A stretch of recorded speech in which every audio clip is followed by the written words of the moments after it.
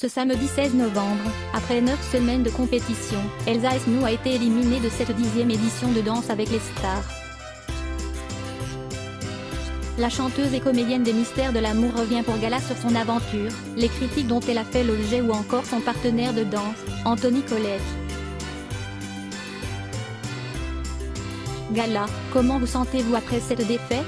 Elsa Esnou, pour moi, ce n'est pas une défaite. Je suis tellement heureuse d'avoir accédé au podium de Danse avec les stars. C'est déjà tellement exceptionnel pour moi. Je n'aurais jamais cru en arriver là. Déjà lors des auditions, je ne pensais pas être sélectionnée.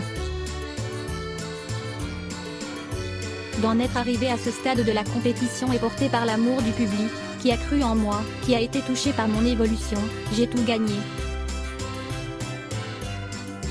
C'est que du bonheur. C'était votre premier face-à-face de la saison.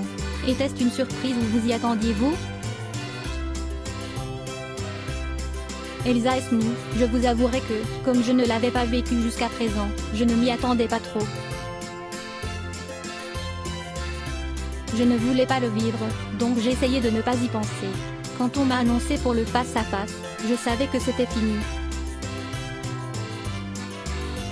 Dans ma tête, je me suis dit, ça veut dire que je dois sortir. Donc j'étais un peu perturbée lors de cette dernière danse.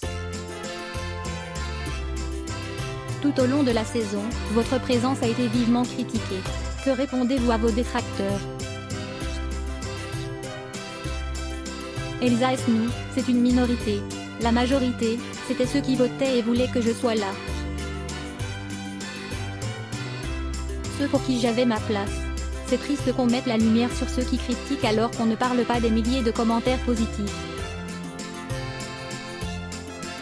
Je ne suis pas arrivée dans cette émission en disant « Je suis la plus forte, vous allez voir », et derrière ne prendre que des zéros.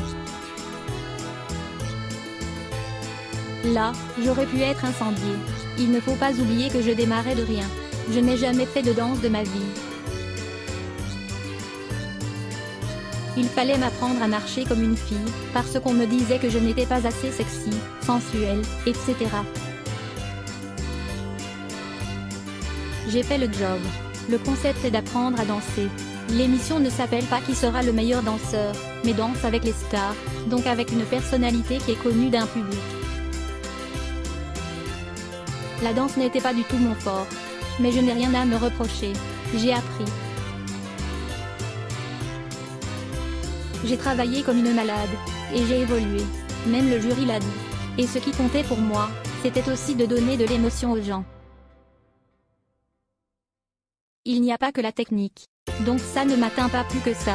Et quoi qu'il arrive, on ne peut pas être aimé de tous.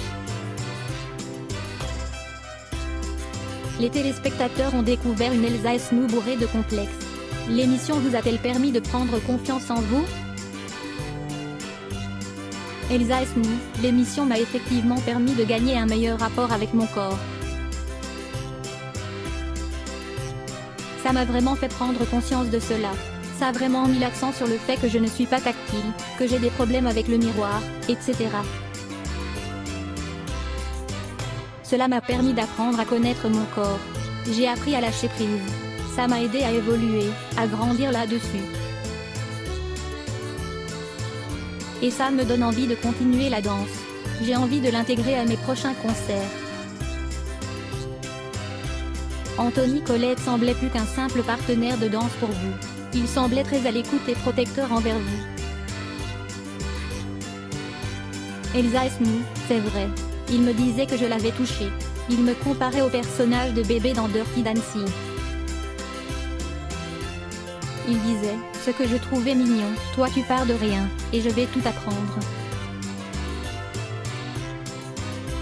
C'était un challenge pour lui. Finalement, je me suis retrouvée à être son poulain, en quelque sorte. J'étais un peu sa création, sa créature.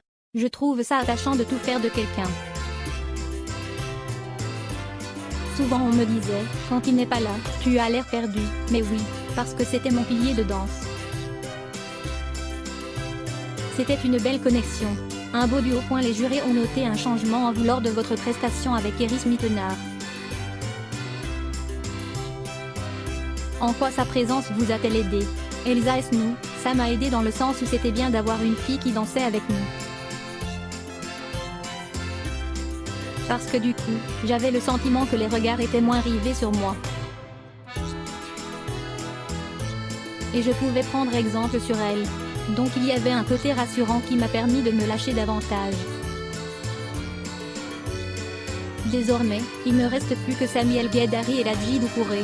Lequel va gagner, selon vous? Elsa nous, cela reste entre les mains du public.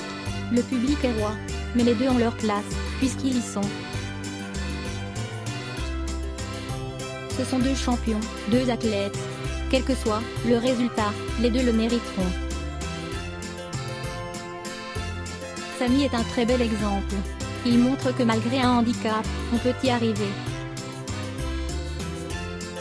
C'est un beau message d'espoir.